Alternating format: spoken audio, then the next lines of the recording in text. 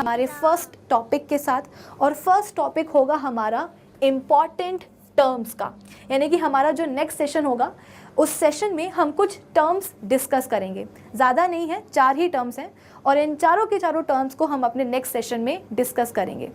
अब ये जो टर्म्स हैं हो सकता है कि कुछ बच्चे इन टर्म्स को पहली बार पढ़ें इस चैप्टर में, या ये भी पॉसिबिलिटी है कि हमारे कुछ बच्चों को एक जनरल आइडिया है इन टर्म्स का और अपने जूनियर क्लासेस में वो ऑलरेडी पढ़ के आए हैं। तो जो भी पॉसिबिलिटीज़ हो, हमें करना क्या है, हमें अपने नेक्स्ट सेशन में इन 4 टर्म्स को अच्छी तरीके से समझना है, डिस्कस करना है, क्योंकि जो चैप्टर हम स्टार्ट करने जा रहे हैं, इस चैप्टर को अच्छी तरीके से प्रॉपरली समझने के लिए इन टर्म्स के बारे में आपको अच्छी खासी नॉलेज होनी चाहिए। ठीक है, तो कौन कौन से होंगे वो terms? Biosphere, wild life, biodiversity and ecosystem. अपने नेक्स्ट सेशन में हम इन्हीं चारों टर्म्स के ऊपर जो है डिस्कशन करने वाले हैं।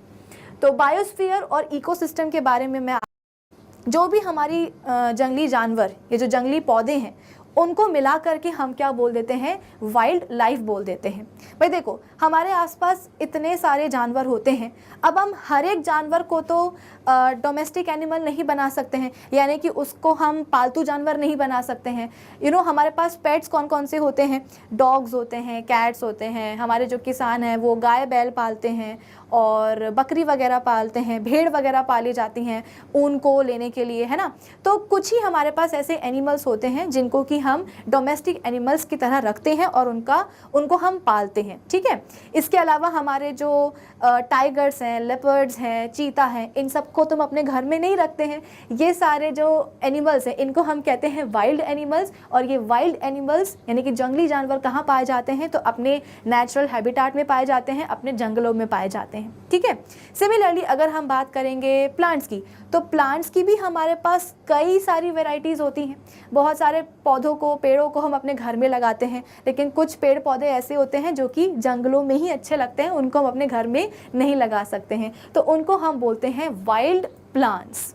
ठीक है, और अगर हम बात करेंगे बर्ड्स की, यूजुअली क्या होता है ना कि जो वाइल्ड लाइफ है ना, ये वर्ड हम रिलेट करते हैं जंगली जानवरों से और जो हमारी वाइल्ड बर्ड्स होती हैं उनके साथ, है ना। हम पौधों को कहीं मिस कर देते हैं। तो वाइल्ड प्लांट्स और ट्रीज भी किस में आते हैं? वाइल्ड लाइफ में ही आते हैं। वाइल्ड एनिमल्स तो आएंगे ही, वाइल्ड बर्ड्स भी आएंगी। बहुत सारी ऐसी भी चिड़िया होती हैं जिनको कि हम अपने घर में, वैसे तो चिड़ियों को पालना नहीं चाहिए, मतलब अगर उनको कहीं चोट वगैरह लगी है तो भले आप उनको जो है ना उनका इलाज करवाओ, ट्रीटमेंट कराओ, लेकिन जो बर्ड्स हैं ना उनको हवा में छोड़ देना चाहिए, स्काई में छोड़ देना चाहिए उड़ने के लिए। तो बात यह है कि बहुत सारी ऐसी भी बर्ड्स होती हैं जिनको कि हम अपने घरों में पेट के तौर पर पालते हैं, है ना। डोमेस्टिक पेट्स होती हैं, जैसे कि मुर्गियाँ वगैरह हो गई, उनको जो है ना पाला जाता है अंडों के लिए, चिकन मीट वगैरह के लिए। और इसके अलावा तोता हो गया, मैना हो गया, तो इनको हम अपने घर में रख लेते हैं पिंजरे में। लेकिन इसके अलावा बहुत सारी ऐसी भी बर्ड्स होती हैं जिनको कि हम अपने घर में नहीं रख सकते हैं, जैसे वल्चर हो गया, ऑस्ट्रिच हो गया। इनको पाल सकते हैं क्या? हम नहीं पाल सकते। तो ये भी अपने नेचुरल हैबिटेट में, जंगलों वगैरह में पाई जाती हैं। ठीक है, तो सभी वाइल्ड एनिमल्स और सभी वाइल्ड प्लांट्स जो कि नेचुरली फॉरेस्ट में मिलते हैं या अपने नेचुरल हैबिटेट में मिलते हैं, उन सबको हम क्या बोल देते हैं? वाइल्ड लाइफ बोल देते हैं। ठीक है, फिर इसके बाद में बायोडाइवर्सिटी। बायोडाइवर्सिटी मतलब क्या होता है? देखो, डाइवर्सिटी का मतलब होता है वैरायटी। आज के टाइम पे हमारे पास कितनी सारी वैरायटीज़ होती हैं फूड आइटम्स की। हमारे पास एक सेक्शन होता है नॉन वेज फूड का, दूसरा सेक्शन होता है हमारे पास वेजिटेरियन फूड का। वेजिटेरियन फूड में भी हमारे पास कई सारी वैरायटीज़ होती हैं। नॉन वेजिटेरियन सेक्शन में भी हमारे पास फूड आइटम्स की कई सारी वैरायटीज़ होती हैं। वैसे ही आप ज़रा अपनी जो नज़रें हैं ना वो अपने आसपास दौड़ा करके देखो, आपको ऑर्गेनिजम्स की इतनी सारी वैरायटीज़ मिलेंगी ना।